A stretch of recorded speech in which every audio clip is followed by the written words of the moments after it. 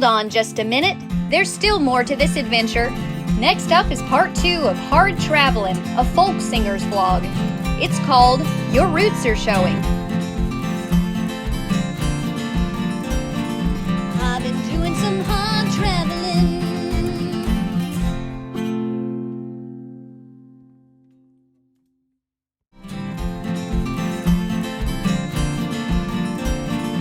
I've been doing some hard traveling.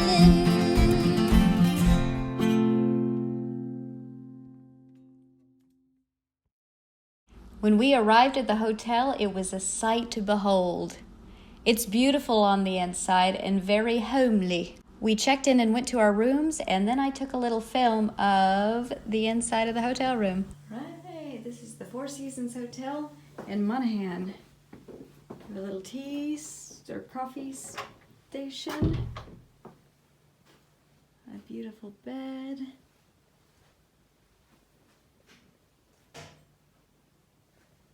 Just lovely. Let's see what's outside the window. If I can figure out how to look outside the window. Nice. When you travel to Europe, you have to get a converter for your appliances. So if you want to charge your phone, you have to get a kind of a jack that goes into their jack that'll convert the power. So we got one of those in the States, and it worked nicely. I'd like to tell you something really funny that happened while we were in Ireland. We decided we were going to go pick up groceries from a local grocery store called Lidl's. It was just down the hill from the hotel, but it was on our right-hand side, and we were having a little bit of trouble getting to it. We circled through the town a time or two, and then came back around the curve, down the hill, very near the entrance to the Lidl's parking lot. It was at this point that I saw my mom's brain convert over to American autopilot. She began to take a right-hand turn. At the same time, there was a long line of traffic coming down the hill in front of the grocery store. It wasn't any line of traffic. It was a funeral procession, and we were turning into the front car, the hearse.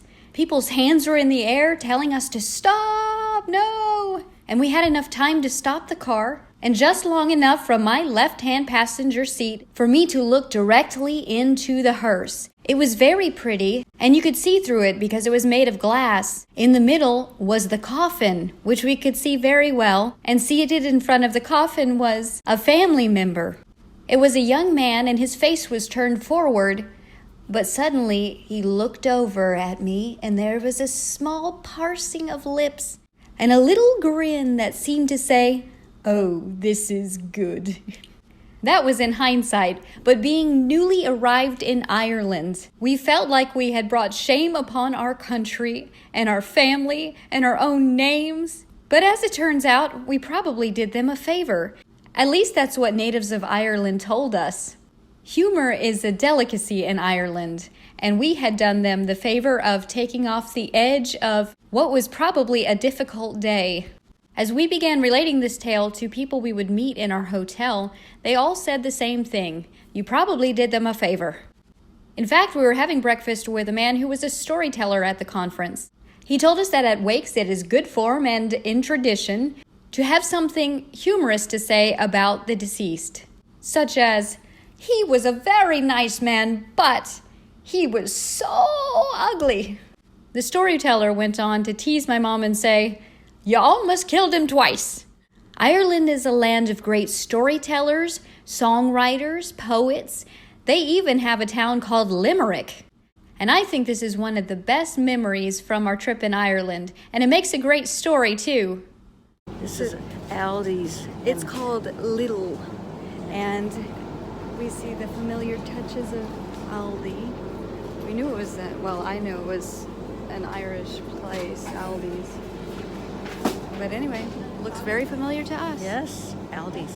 We spoke with the cashier who told us that Aldi's and Lidl's are not the same company, rather they are competitors. Still, we felt like we knew our way around, and I think they sell about the same products. The two big differences, though, are that Lidl's has a bakery and a very large vegetarian section in the frozen food department. After a riveting escapade, we headed back to the hotel, and very soon called it a night. We had been told that it is best dealing with jet lag by putting yourself on a normal schedule. So go to bed at 9 or 10 o'clock Ireland time so that you can get up early enough in the morning and hopefully start to defeat that jet lag. All right, what's for brunch or lunch? It didn't work for us, though. Beautiful. Try as we might to find sleep, our eyes refused. But eventually we did drop off, and when we woke up in the morning, it was already late and we had missed breakfast. So Mom ordered room service, and we had a bounteous feast. I decided to go down the hall and order a cup of coffee from the restaurant, and sit in the hotel lobby so that I could watch all of the people arriving for the conference. The day was already rushing by, and registration was at 5 o'clock. And once we'd registered for the conference, Mom was insistent that I should record a video in the halls. I am by nature a shy individual, and this was her way of introducing me around. After I finished playing, a man came around the corner and said, I had to come see where that voice was coming from. And so, through singing in the hall, I was introduced to Robert Houston, who is the owner of Irish Music Magazine, a respected publication in Ireland that focuses on Irish musicians and those who tour Ireland.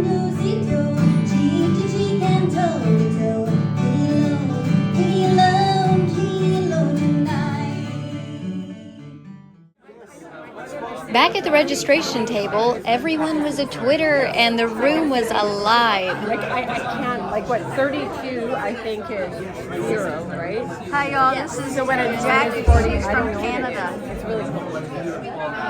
Here's Nina. But Tennessee's warm, right? No, not right now. Not right now? But definitely not as cold as Canada. We haven't been there in 2 months.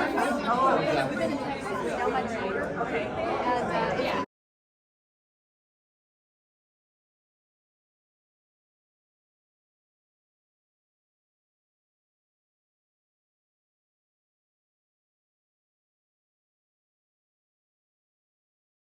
Mom went around the room with her camera and started taking photos of the attendees to document the conference. We then went into a reception room where we had conversations around tea and cookies.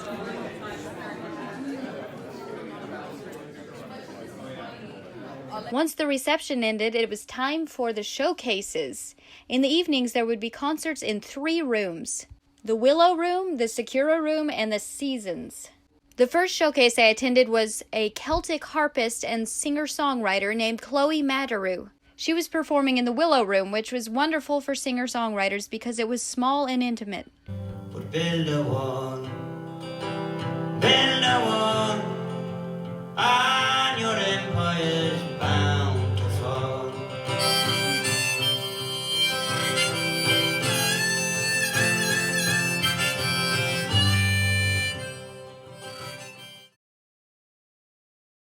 The Sakura stage could also handle singer-songwriters and larger ensembles. This is Irish singer-songwriter Lorraine Nash.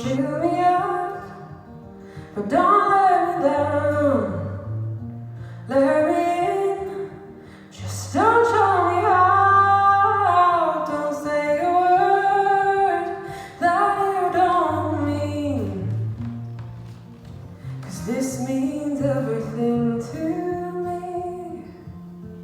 We were already forming acquaintances at the conference, and one such acquaintance was Podge Lane, a humorous and well-wrought singer-songwriter from Southern Ireland.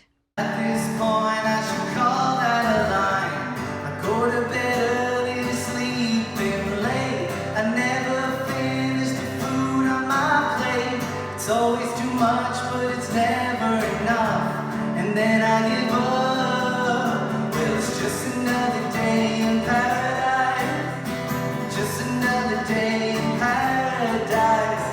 Just another day in paradise. Just another day in paradise.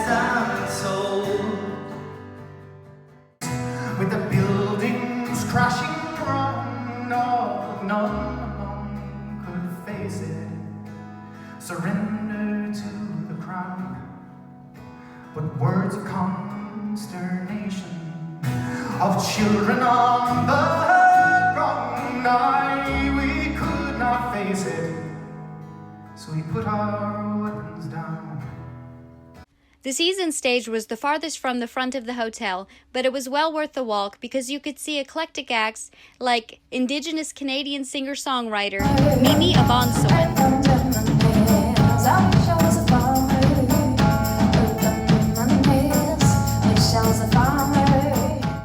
One of the reasons musicians attend conferences like Your Roots Are Showing is the opportunity to become acquainted with industry professionals like promoters, agents, and festival organizers. And the reason the industry professionals attend is because they are seeking talent for their organizations. These professionals attend the showcases in the evenings to learn about the musical acts they might want to book for their festivals or that they might want to manage or promote.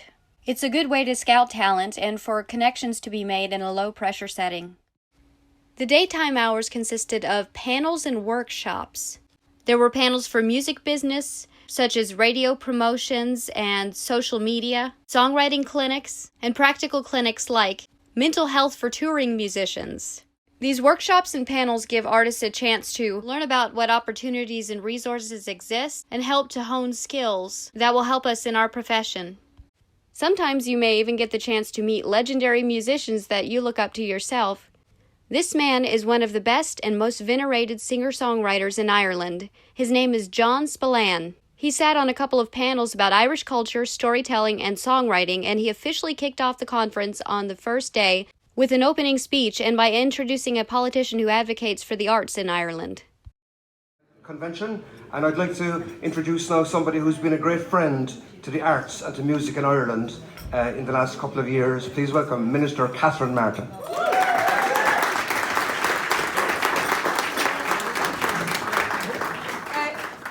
And I have to say, never in my wildest dreams did I think the legendary John Spillane would introduce me anywhere. This will go down in my memory. Determination and passion to bring an idea to reality, and I want to applaud the achievements of Charlene and Brendan in bringing us all to Monaghan this week.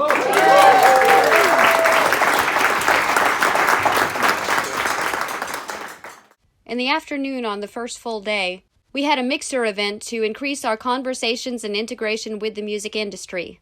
I was asked to select 4 industry people that I'd like to have conversations with. In a manner of speaking, we are speed dating, music industry style. Here. We get 4 minutes to talk with an industry professional and make it count. My first date was with Willie Kelly of Midnight Mango, an agency that books a lot of popular talent. I wasn't really sure what was expected of me for this mixer event, and I decided that this was the perfect time to try out my elevator pitch. Hi, I'm Nina Ricci. I'm a folk singer and songwriter from Nashville, Tennessee. I need an agent. Shoot. I overwhelmed the man with the mild Irish temperament, but it led to great conversations later on in the conference. In the evening, on the first full day of the Your Roots Are Showing conference, we had our second round of showcases.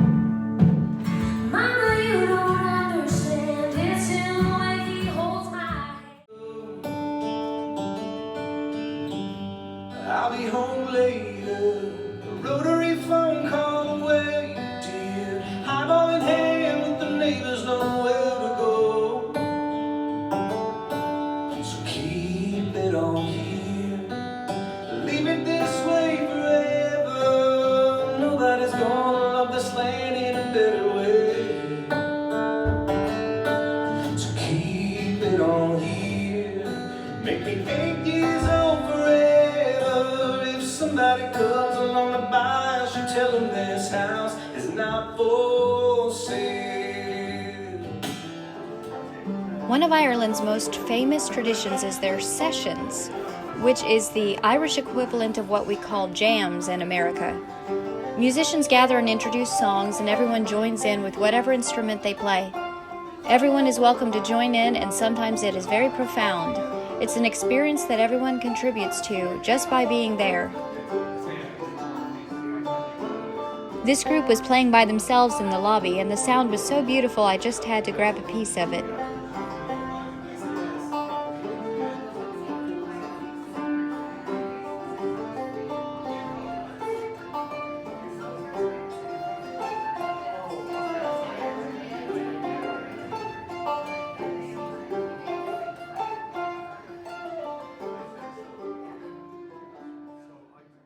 We met Paul at the conference, and he told us a little bit about the Irish sessions. Cool August crack. Yeah. Okay. So it means music and crack. There is no literal translation for crack, but it means the fun. The vitality, the energy, the everything, yeah? And the full saying is the music and the fun. So that's what a session, which is a very typically Irish thing to do. People just pick up instruments, start playing, never met each other, in the corner of a bar, and it happens. And that's what a session is. And we've had 3 sessions every night here. I set up Limo mainly with a keyboard in the bar. It went till 4:30 last night. And it was in 3 different places. And in the foyer, we had the most amazing a cappella female singing going on. Unbelievable. Wow. You're in for a treat. So if you think it's all over now, the best bit is coming. All right? Okay, thank you. And you, listen, just in case you're under any illusions here, you are more than welcome to get up there and start singing. That's what it's all about. All right? Okay. Thank you. After the showcases were over for the evening, we walked into the restaurant bar, and there was a session just starting.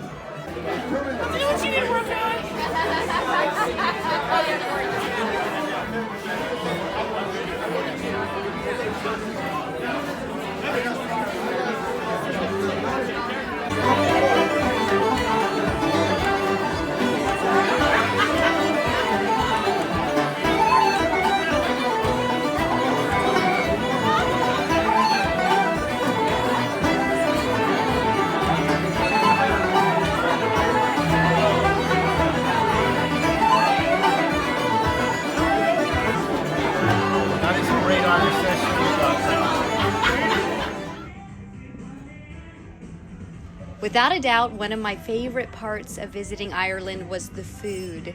Every morning it was a full Irish breakfast, which consisted of porridge, whatever meats you would like, croissants, wonderful bread, Irish butter, everything was farm to table, jams, jellies, cereals, fruits and juices, coffee, tea, whatever you would like.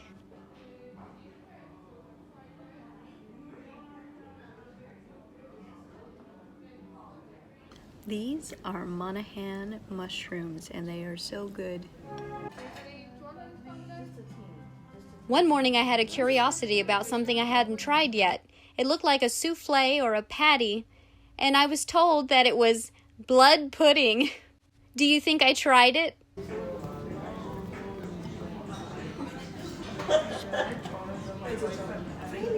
Irish butter.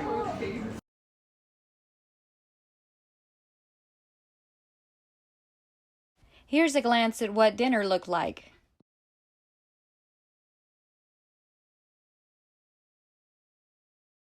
Mom and I decided to go for a morning walk down into the town of Monaghan and go to a thrift store. The morning was crisp and dewy, and right across from the Four Seasons Monaghan was a beautiful church and cemetery. And there were enchanting touches along the way. I enjoyed seeing the enchanting gates and the red doors and just getting to see the way that people in Monaghan live. I bet you never thought that there would be palm trees in Ireland. I was pretty impressed. If you know what variety these are, let me know. We made it down to the thrift store and had a very interesting time. It was quite small and it was managed by a Lithuanian man who had the most caustic sense of humor I have ever experienced. I finally caught on to his brand of humor. Mom was trying to figure out the conversion between the euro and the dollar, and he started teasing her about upcharging the price. Eventually he brought out some coins to show us. He told us that they were out of circulation and really only good for a household museum. Eventually he showed us a coin that was very interesting. It had suits of arms of all of the countries that Great Britain had conquered. There were several suits of arms on one side, and on the other was the depiction of India by a soldier sitting on a horse with a turban on his head. I held the coin in my hand until suddenly he grabbed my hand and took the coin out of it. 2 men had walked in who were apparently gypsies, and the man became instantly fearful that they might see what he had. He had told us that a little old lady, about 80 years old, had walked in and given him the coin. He didn't know why, but Mom suggested that it was because she probably had no one else in the world, and he was the only one she thought she could give it to that would find value in it. As soon as we paid, we decided it was time to head back up to the hotel, because this night was my night to showcase. Originally, I had been placed on the season stage, but we asked if it was possible if I could be relocated to the Willow Room, and it worked out. I found that the most worrisome thing about showcasing at the conference was the fact that your audience wasn't a sure thing. Most of the industry people would try to see all 3 acts within a half hour. The showcases were 30 minutes long, and there were 3 rooms, so 3 acts, and 10 minutes per act, if they wanted to see all 3. My showcase was on the second to last night of the conference, so I had an extra hurdle. Many people were already starting to head home. However, we made acquaintances throughout the conference, and I had a good turnout, and most of them stuck with me throughout the entire showcase.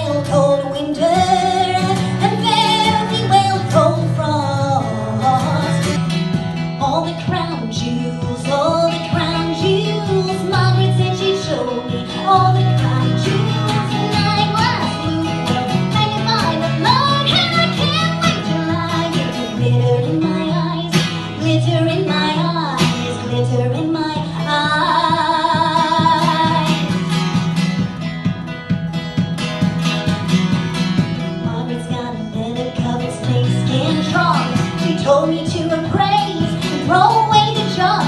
It's hard to see the diamonds, they're all mixed in with the custom costume brooches and the riff-raff shims.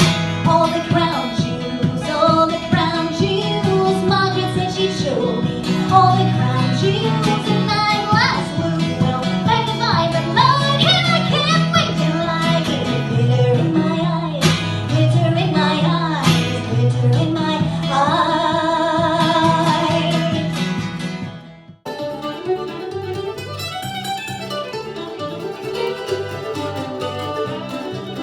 It was pretty neat that I actually knew some people at the conference. Jen Larson is the archivist at the Grand Ole Opry. We had met several years ago at a Country 101 get-together, where the Old Opry fan club was still meeting and having private concerts with the stars such as Jessie McReynolds. The Burnett sisters from North Carolina were also showcasing. I became acquainted with Anissa Burnett through Smoky Mountain Tunes and Tales in Gatlinburg, and so I made sure to attend their showcase.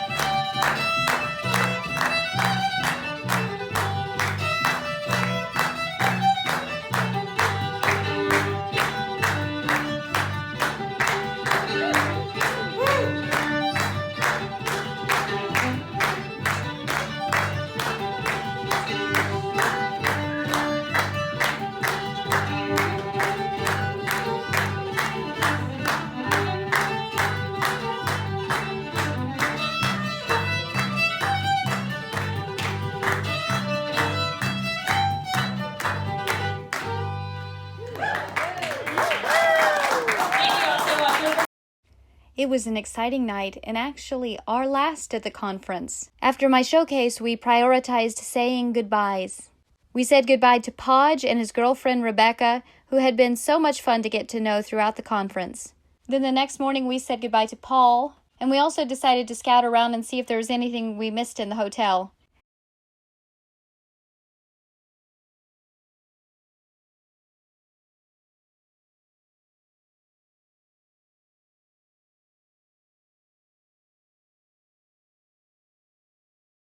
I took a little tour by myself and explored the hotel. This hotel is just beautiful. It's owned by a family. It's a Four Seasons, one of the few that is actually owned by not a corporation. Here are some of the posters from this conference. And I am looking for, ooh, how beautiful.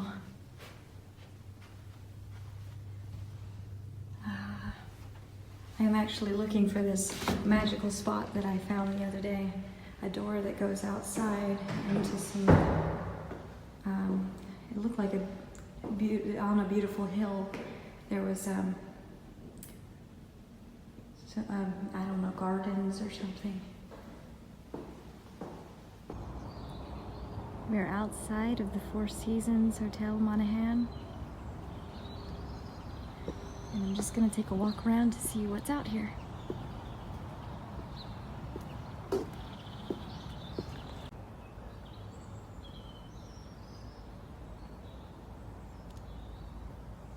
It may still be winter, but things are seeming to bud and bloom.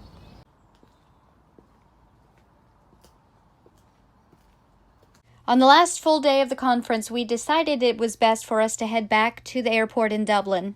Our flight was early in the morning, and we just weren't sure we could make it from Monaghan to Dublin in time if we stayed for the rest of the conference.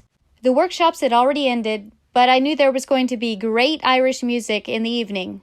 Still, it was the best choice for us, and we had time for another adventure.